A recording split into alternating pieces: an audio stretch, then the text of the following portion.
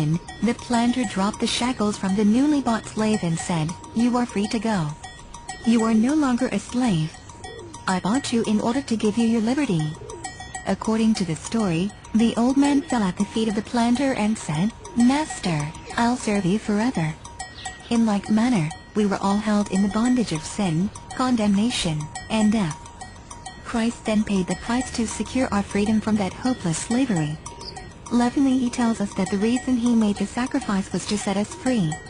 What should our response be? Every ransomed child of God should fall at his feet and say, "Master, I love you for what you did for me. I'll serve you the rest of my life." Think it through for a moment. Jesus had to die because the law had been broken. Sin demanded death. If the law could have been abrogated, the penalty of sin would have been set aside also. For where no law is, there is no transgression, Romans 4:15.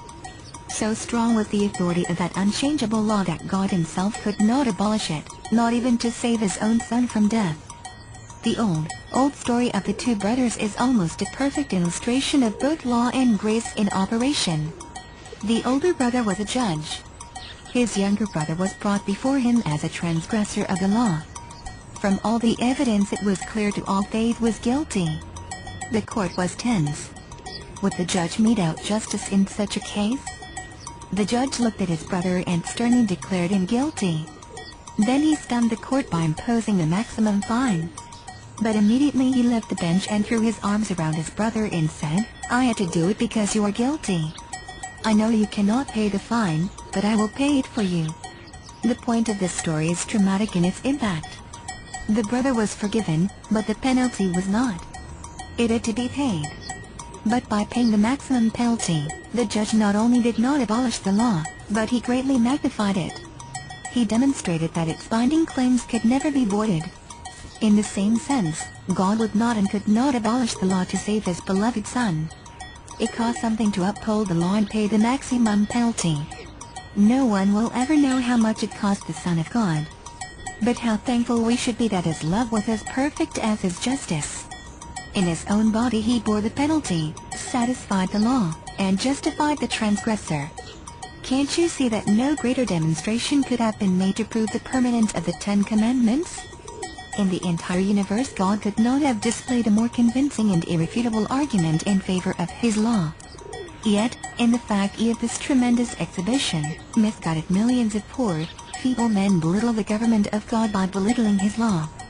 They seem not to understand that the law is only a reflection of his holiness and righteousness. To speak of its abolition is to border on treason against the divine government of heaven.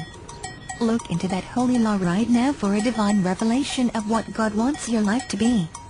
Confess that you have no strength to live up to that perfect standard. Then turn your eyes to the only one who has kept that law perfectly and who desires this very moment to enter your life with enabling power. He will fulfill the righteousness of the law, the just requirements of the law, in you, so that you can say with Paul, "Christ liveth in me, and the life which I now live in the flesh I live by the faith of the Son of God, who loved me, and gave himself for me." Galatians 2:20.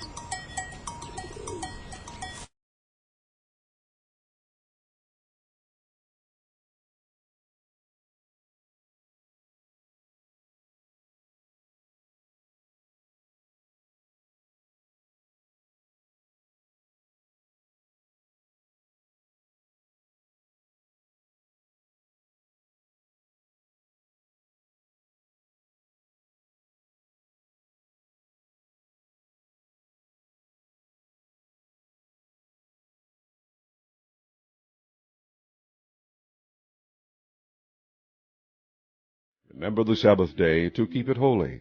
6 days shalt thou labor, and do all thy work. But the seventh day is the Sabbath of the Lord thy God.